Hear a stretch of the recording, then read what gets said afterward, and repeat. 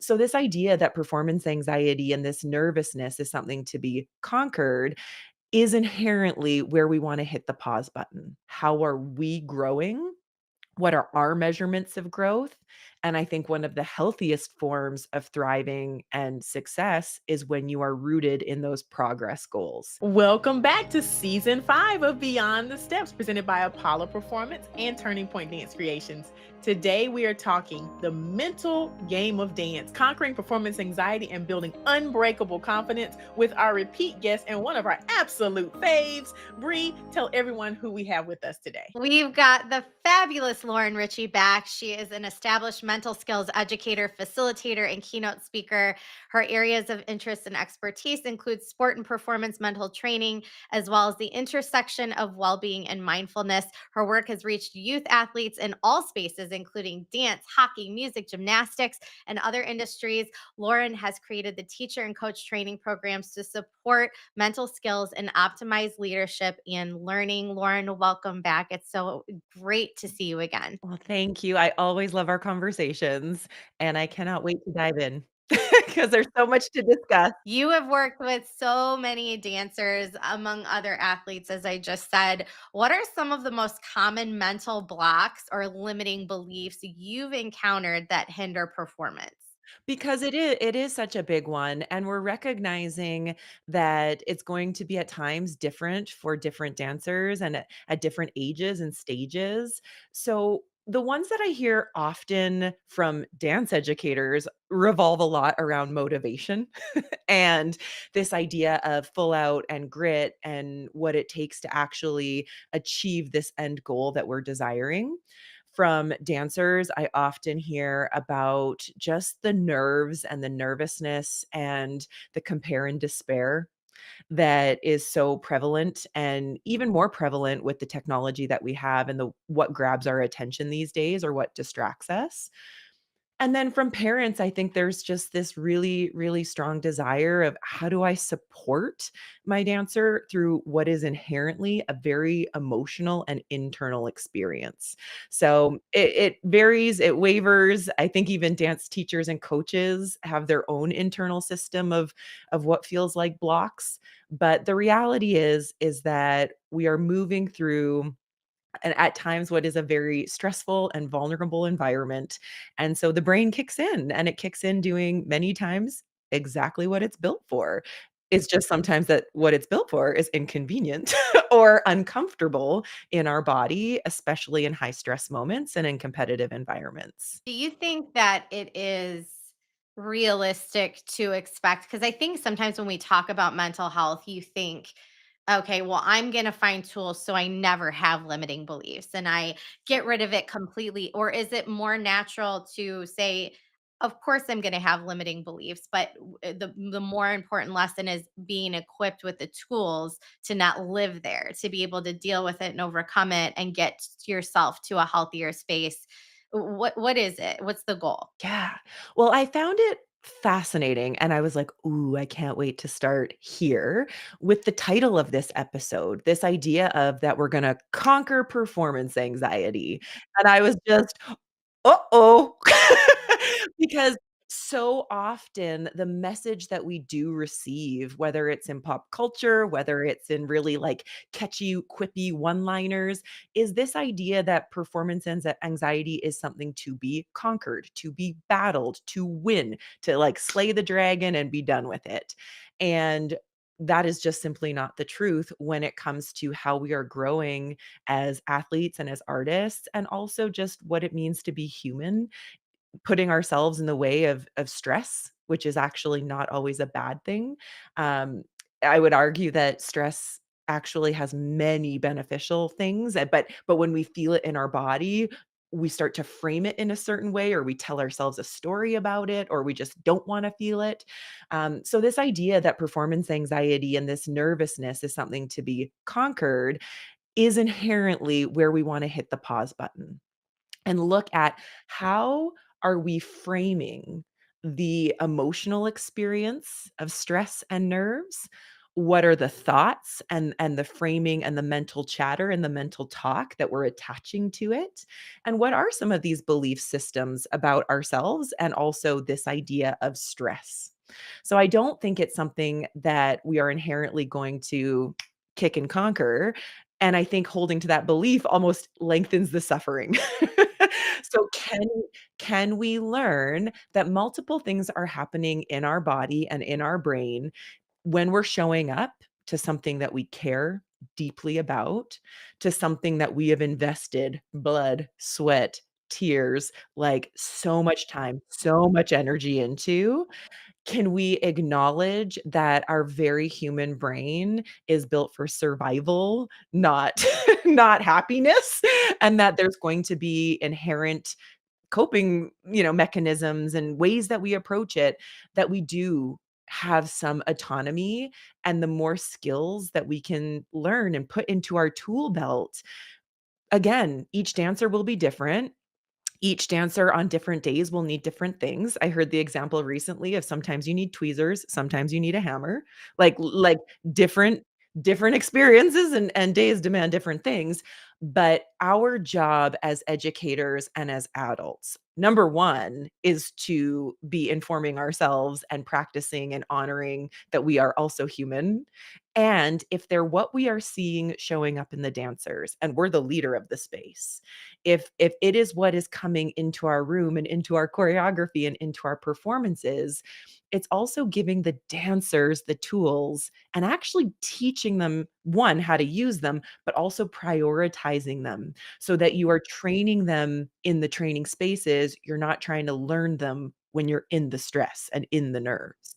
So there's a sort of like a systematic practice of how we navigate nerves, and also a very internal world. And there are many skills that we can use and learn and prioritize and practice. But what I do say to all the dancers is that it is no different than physical training. You are doing at this point millions of pliés. Why? Safety, strength, transfer of weight, self-trust in the process of movement. You are doing millions of repetitions so that you have the skills, you have the technique, you have that support when you need it. And you can shift from that training mindset into the performance mindset, the present mindset, and trust yourself. But if you were just to do a plie or just to do a push-up when you felt like it would take much longer, if if at all, to gain that momentum and strength. So, if you're only doing these mental skills and these mental practices and sort of these emotional resilience type training, if you're only doing it when you're in distress or when you feel like it, you're already missing the opportunity and some of the consistency that is demanded of building that self-connection. What is the difference between healthy nerves, so, those little butterflies, like, right before I get nervous, some people get, like, really edgy, and some people have to go to the bathroom. I wanna go to sleep. Um, but, yeah, I'm a sleeper. I'm like, "Okay, can I go take a nap over here, please?" What's the difference between healthy nerves and debilitating performance anxiety, and how can dancers distinguish between the 2? I mean, that is a great framing, and I love that you shared your perspective and experience because that was my husband's in a football locker room, and that is not the space where we wanna see yawning, we wanna see nap time, and yet there that also is a stress response, and let us honor that every body is going to be doing different things in those spaces. The way that I would frame it is that nerves are very normal. They are part of the brain's mechanism to help us with focus, to help us with extra dumps of energy so we can perform, so we can execute. To think that we're not gonna be nervous or that in a competitive dance space that the opposite of nerves is like complete, cool, calm, collected. I'm like, "No, no. If you're about to go out and do my jazz group, I do not want you calm. I want you present, focused, grounded, clear, but I want that energy that your body is giving you." And when we look at the debilitating, when it swings so far, I really speak to it more from my personal experience, understanding each dancer might be different, but I knew that my anxiety, that volume had turned up way too loud when it was infiltrating every part of my day, every part of my life, every like whether it's cooking breakfast, whether it is brushing your teeth, whether it is getting into your costume, like it was so loud and so incessant that I couldn't process or focus or even sort of like come present. That's probably it. It's like it just hijacked the whole system and took over. And so, again, from somebody who's navigated different scales of anxiety or anxious times, because similar to you, even in moments like this, I tell dancers and anyone who's ever seen me perform, you will almost always only see me perform and present in black. Why? Because my body does exactly what it's built to do. I'm a little sweaty. I'm feeling the jitters, and I've learned through sweat stains on green shirts, I'm like, "Black it is." And not because when I feel the nervousness and when I feel those butterflies, and I tell this to the dancers as well, it is not a sign that you are not prepared. It is not telling you that something is gonna go wrong. Those nerves and all of those jitters are not impending doom. What they are is your body giving your energy, your body telling you that something big is about to happen, and again, even the term big, we might soften that and just say something you care about is about to happen, and I expect them. And the idea here is, can you befriend and honor and respect that some of this experience that your body is kicking up is exactly what it's built to do. But the debilitation really is, has it taken over the system? Has it hijacked every aspect? Because then we do want extra support, and we do want adults in the space that know how to help us when we're in those moments, because teens, kids, they're not supposed to know these skills. The adults are supposed to teach the skills. And if we ourselves don't feel empowered, well, there's the first step is like, let's get really curious and clear. What are the many ways that emotions are energy and motion in the body? And what are the many ways that a person can frame, take those body sensations and frame them and connect self-talk and connect meaning? Because so often that's what's happening in our studio spaces. Yeah, that's interesting. So many dancers strive for this idea of perfection, and we know that that's kind of an unattainable goal, right? But how does this pursuit impact the mental health and performance of especially younger athletes? And what are healthier alternatives to that mindset? I have the most devastating response to perfectionism, and I only say it's devastating because it was one that I grappled with, and I was like, "This can't be it." But perfectionism's antidote, or the way in which we disconnect from that perfectionistic mindset, and perfectionistic mindset really is rooted in fear. And the way that we counter that is through self-compassion. And so much of self-compassion from a branding perspective, from other people's opinions, was this idea that it's soft and that it's weak and that it doesn't understand high performance, and it's just gonna be this sort of approach that lets you off the hook and not work as hard.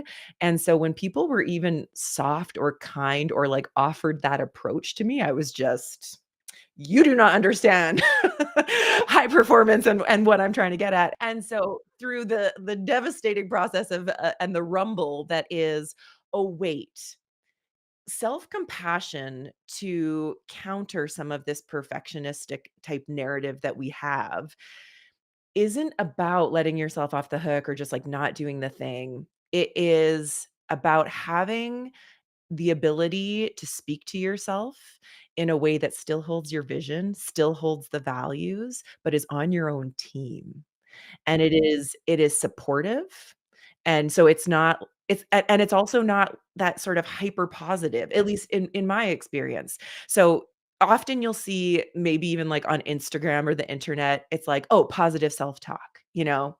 Really, really do that. Oh, great, great. I want that for all of us. But to me, as a performer and as somebody who is working for a really high level, if my negative self-talk was, "I'm failing," and I was like, flip it, "I'm winning." It's like, well, that's not true. Like, and you can't lie to yourself. That that's not a thing. But if I had the voice and I trained the voice and I have trained the voice to I'm failing to and I can keep trying or and I will keep going or and I'm willing to try another way. That to me is still committed to the growth and still committed to how I want to show up, but it isn't just sort of this automatic flip because for me, that didn't work. It didn't work just to, like, look in the mirror and just be like, "Yeah, strong and beautiful." Like, those affirmations felt, if anything, more separating in that perfectionist type thinking because it didn't feel true. And so much about perfectionism and working through that is the ability to sit with yourself and start to give yourself some credit for all the ways in which you've grown, all the ways in which you have a value system that you love and appreciate, and cultivating a voice that you may have never heard. And I think that that was one of my contributors was the fact that I liked the hard ass voice. I liked the super critical voice. I was like, "Tear me down, and I will it will confirm that I need to grit in." And so what I'm learning is, yes, you can take that approach and maybe at times, in very specific moments, maybe that does work. But when we're looking about sustainability, when we're looking at stamina, and where I'm talking physically, but also just for the love of dance, it is worthy, and I would say it is mandatory to explore the many different voices that are created in our own selves, and the many ways that we can talk to ourselves in contrast to that fear and that inner critic and sort of that really hard-nosed edge. So, yes, perfectionism is high and strong and mighty in our community, and we can have a whole conversation. I remember talking to a fellow, peer and mentor, and I was like, "Do you think that dancers are like, do you think we are perfectionists and then we're drawn to dance because there's that element? Or do we come in these free loving dance humans and then it turns us into perfectionists?" And it's just like, it's a conversation that you can chicken and egg and you can go around. And at the end of the day, what matters most is that each dancer feels like they are very grounded in their love of dance, in a mental framework that allows for both striving and thriving, and that with a sense of well-being, with a sense that they're on their own team, with a sense that they do have worth and value no matter where they're at in the process. That's a lot. That's some great perspective right there. I've never really heard it from that angle, and that helps so much because it doesn't always feel authentic when you do the flip. Like, that's my struggle with it is, like, I feel like I'm lying to myself, and, like, really that's not the goal, right? So I really appreciate your perspective on that. Can you walk us through some practical mental skills and training techniques? Some just your favorite about managing performance anxiety before, during, and after a performance.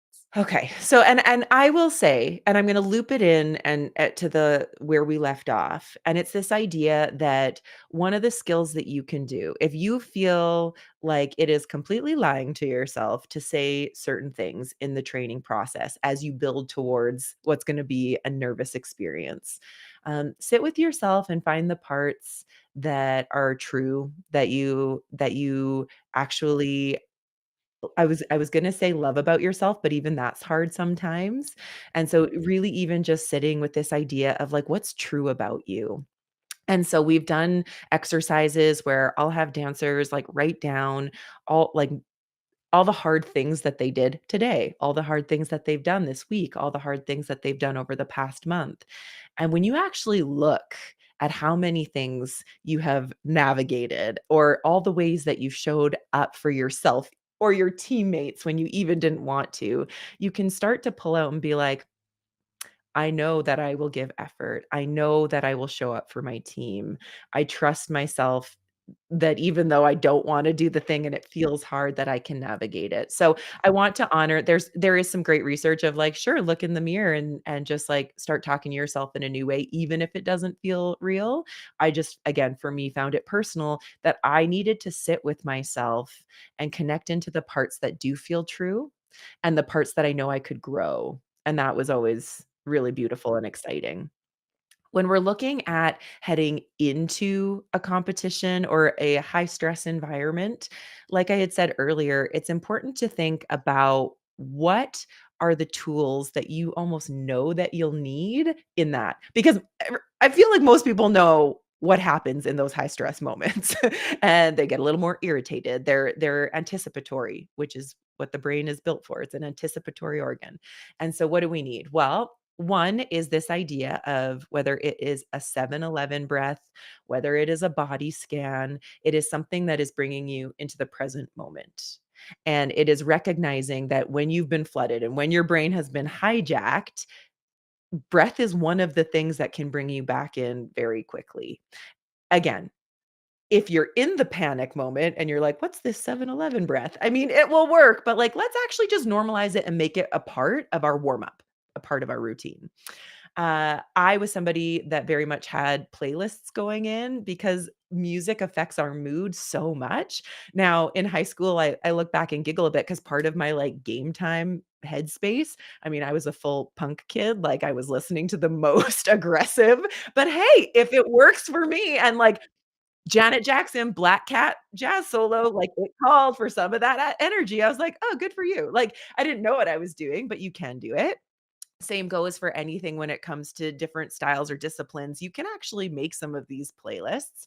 But I think when I zoom out and when I was journaling this morning about like what are the really important things here, I think it is important to get really clear on your vision, on what is it that you are aspiring to do? How are you aspiring to feel? What is the ultimate for you in this performance you're working towards? Because most dancers frame very quickly what they do not want, what they are afraid of, the fear of other people's opinions, knowing they're going to be judged, pieces in their dance that maybe don't feel as solid as they would have hoped, skills, drills, tricks, etc. And what you're doing is you're hyper focusing, and what you focus on amplifies of the things you don't want and the fear. So let's actually take a moment and think about what do you want? And not just how do you want to execute this? Because so many dancers right now are focusing on what something looks like as opposed to what something feels like.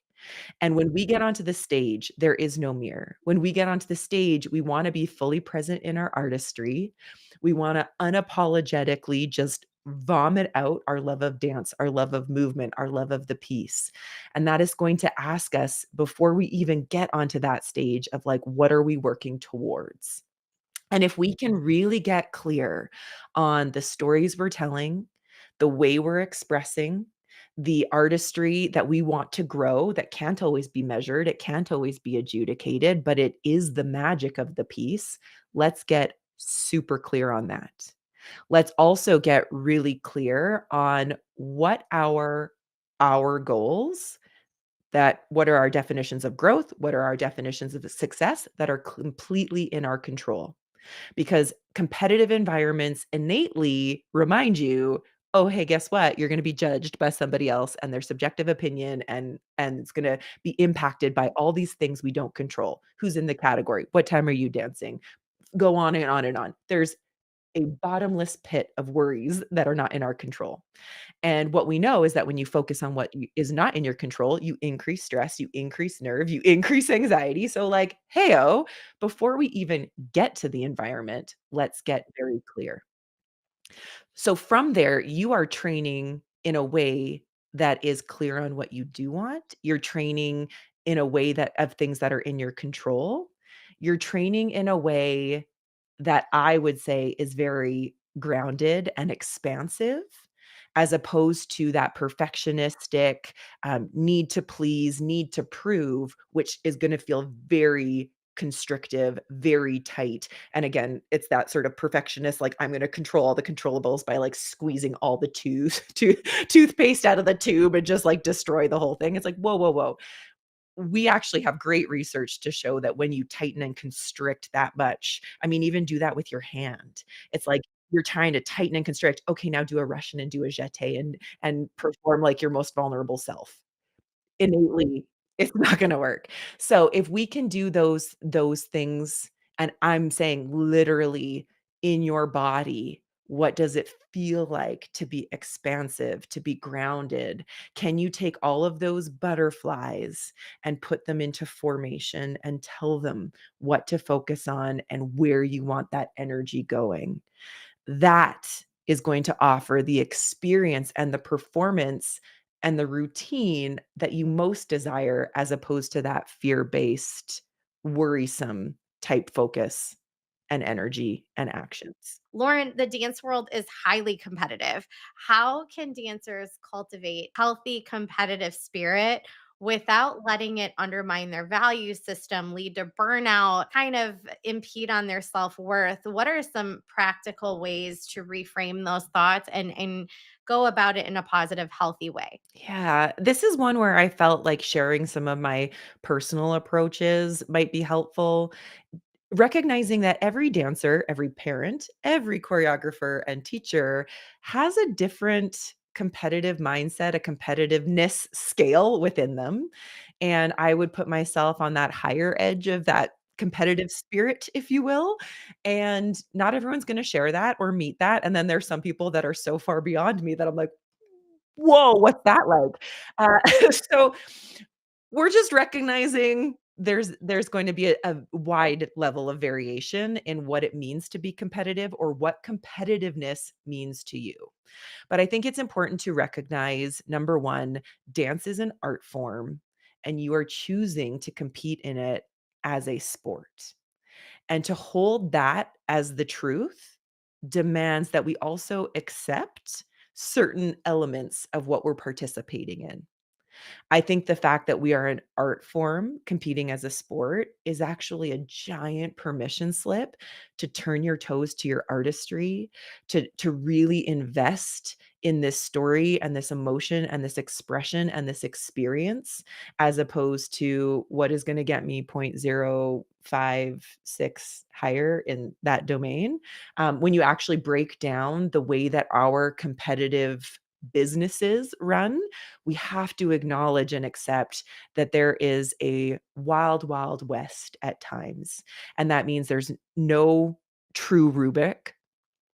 It means that you can't compare one competition to another competition, your results, your marks, etc. You're acknowledging that subjectivity and even bias, like as an adjudicator, I know that I'm coming in with a bias and I got to check myself as an adjudicator. And some will be better than others at doing that, but you're recognizing that you're coming up here in a competitive environment and subjectivity will be a part of it. And can you acknowledge and be okay with that? That there's not necessarily a clear divide of fair, unfair. We are not swimmers measuring zero point 0.0 seconds. We are not high jumpers with our rulers out. This is going to be an environment that if you hold on to the level of fair or what you think should happen or what you think should be the highest value or which art is better, which discipline is we've already lost. Your competitiveness is going to be in full suffering.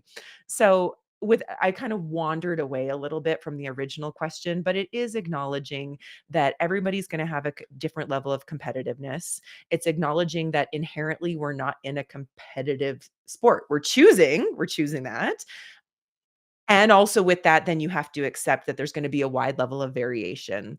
And in those moments, it requires us to double down on how are we growing? What are our measurements of growth? And I think one of the healthiest forms of thriving and success is when you are rooted in those progress goals. It's you comparing yourself to you.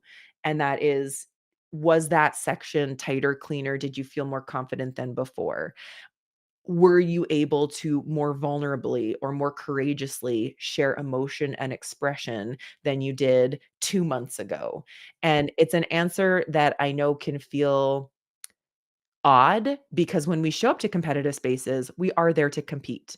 We want grades, we want awards, we want first, second, thirds, we want overalls, we want to be in the dance off and you've signed up because you want to compete and I love that. I love the way competitive environments push you to literally strive towards a date.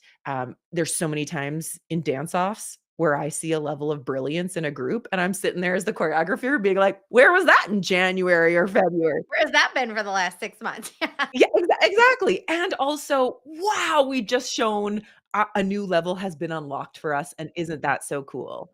I understand when we show up to compete, we're showing up to participate, to throw our hat in the ring, and I love that from a goals perspective, from a growth perspective, from being in an environment where you are forced to navigate the nerves. It is a part of what you're experiencing.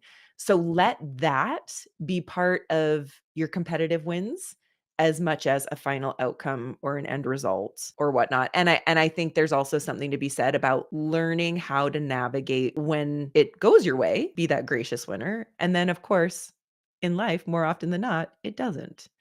And so if you're gonna have a competitive mindset, it requires you to consider how do you want to respond no matter the competitive results? And can you be practicing personal skills of how you want to show up in the world? Can you be practicing those life skills of feeling through disappointment and understanding sometimes it doesn't go your way or that's unfair and that's the end of the sentence? Like, uh-oh. And so this idea of like, "Oh, I have a really competitive mindset," is fantastic, and it also demands that you cultivate more emotional literacy. It demands a competitive mindset demands that you are practicing self-awareness and that you are purposely setting intentions and aligning your thoughts, behaviors, and actions to participate in this competitive environment. So much of a competitive environment is going to be based on external validation. And it's this idea that you're gonna get a mark, a score, a grade, an award, and that's part of the experience. And we've had some really big wins that feel so good and they've let you fly so high. But if your only definition of growth and success is based only on other people's opinions, external validation, that is where the burnout and that is where this relentlessness starts to show up because you've given away all your power, all your self-worth to the wild and wonderful world. So, what's one piece of advice, Lauren, that you would give a young dancer that's struggling with performance anxiety or self doubt? I would walk them through learning to befriend their anxiety, which is why I love Inside Out and Inside Out 2 so much. Because all of us have that little orange character, and, like, mine is a different color and has a different name. I've done a lot of these, like, internal family systems and all the parts of us and whatnot, but notice that the intention of anxiety and performance anxiety always has the best of intentions. It's trying to help you survive. It's trying to anticipate what might be happening. It wants you to be prepared. It fundamentally thinks that it's doing some good work. And we also know that yelling at it, shaming ourselves, thinking it shouldn't be here, thinking that we're just gonna, get rid of it and kick it out of the little remote control room, that is inaccurate. And so that's also not gonna be helpful. If we can acknowledge that that little character that exists in all of us is going to be with us on competition day, and it's gonna be part of our competitive process, and it's there because it cares, it's there because it really does want us to be prepared. Okay, great. So, thank you so much. You can sit not you know what, not I mean, beside me, maybe while we get to know each other, but then I'm just, like, gonna put you back here a little bit, and trust that you belong here. Like, I'm not gonna kick you out, I'm not gonna conquer you. Thank you for giving me energy. Thank you for telling me to pay attention and to focus. And like, we're going to do this. We're going to do it together. But me in the driver's seat is going to be my joy, my artistry, my vulnerability, my storytelling, whatever it is. On different days, it might be different characters. But I think that that can be one of the most helpful conversations because it's going to be there and it can be for you. It's not against you. When we reframe those uncomfortable physical experiences, because that's also what it is. It's not just like what you're thinking about. Anxiety in the body is highly inconvenient and uncomfortable.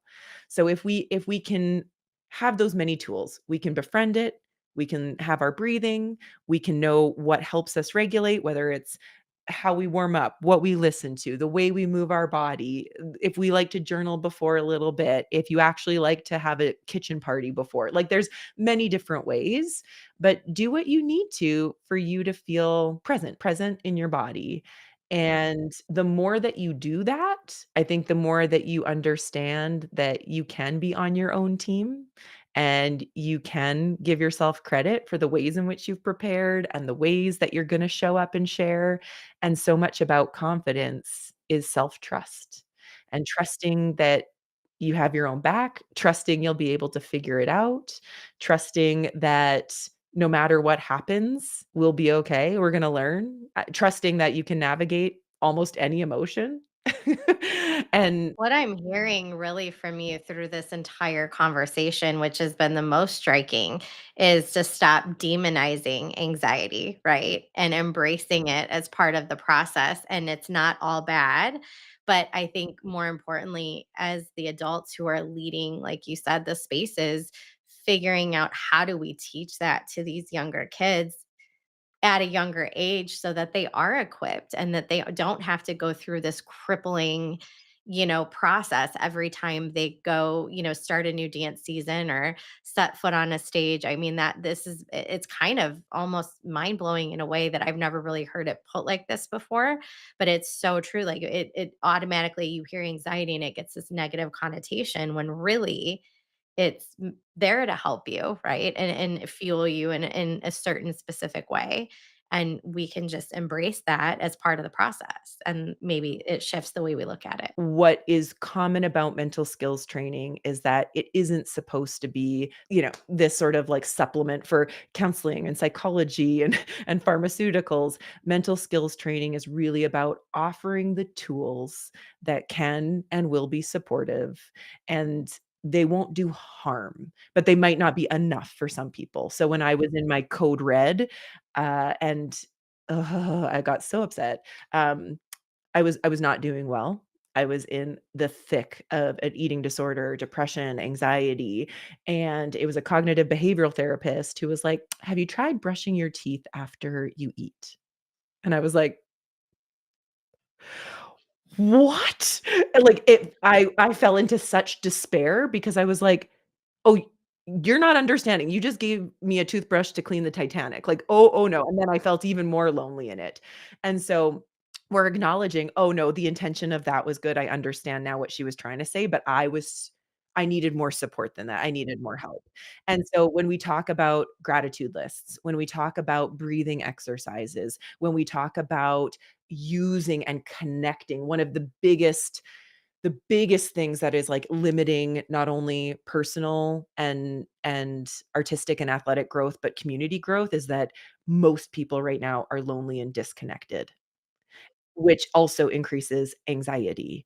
And so when we say connect in with your people, get rid of the phones, those are distraction devices, they're disconnection. It's like, "Oh, but it numbs the feeling." Yeah, it's numbing, and avoidance breeds more anxiety. So, like, these skills that we're offering about vision building and goal setting, it's an attempt to really anchor in deeper connection with self and deeper connection with your community and your fellow human beings and your fellow teammates.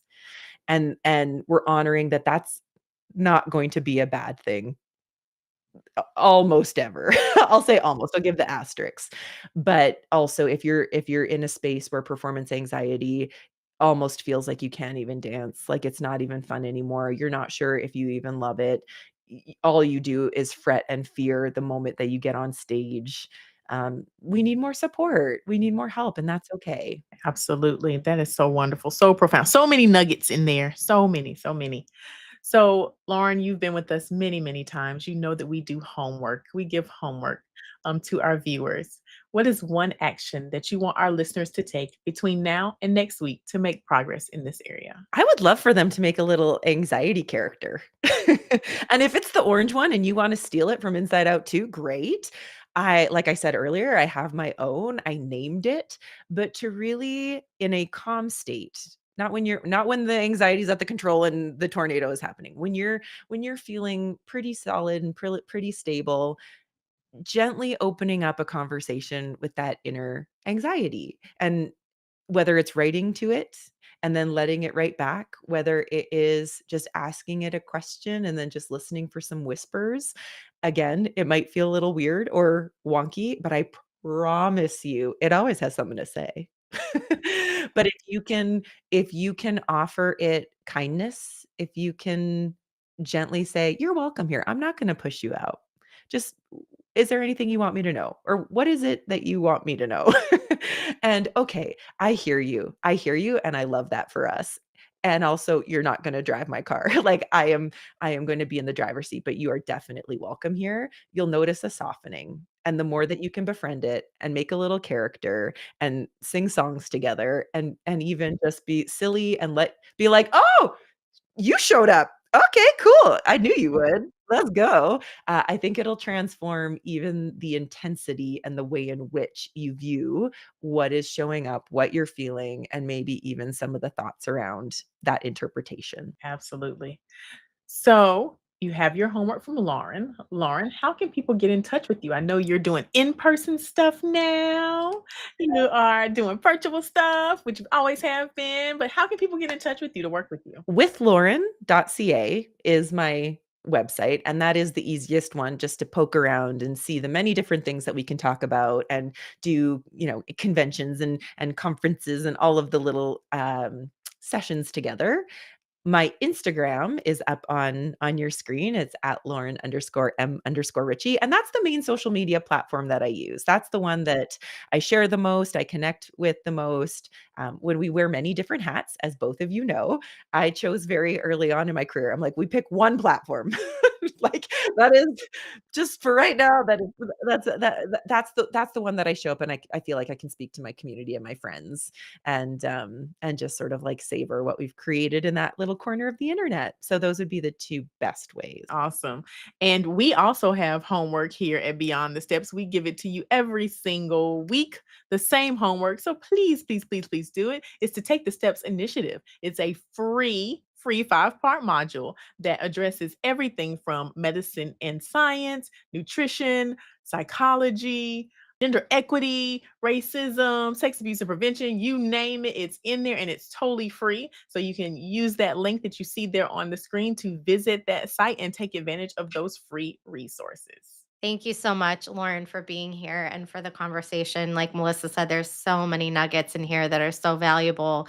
And I hope it helps not only the younger athletes that we're all working with, but also adults that are guiding them and leading them as well. So thank you as always for everything. Well, thank you for having me. I love our conversations. I look forward to them every season. And thank you for always doing what you do, which is connecting, sharing education, inspiration, and through your own curiosity, you are transforming the dance community and you are connecting all of us, even when you can't see it or even when you don't know who's listening. I promise that we are, and we are better because you do the work that you do. Thank you so much. I'm back at you today. If you missed the conversation, go back and watch it from the beginning at Apollo Performance and TP Dance Creations.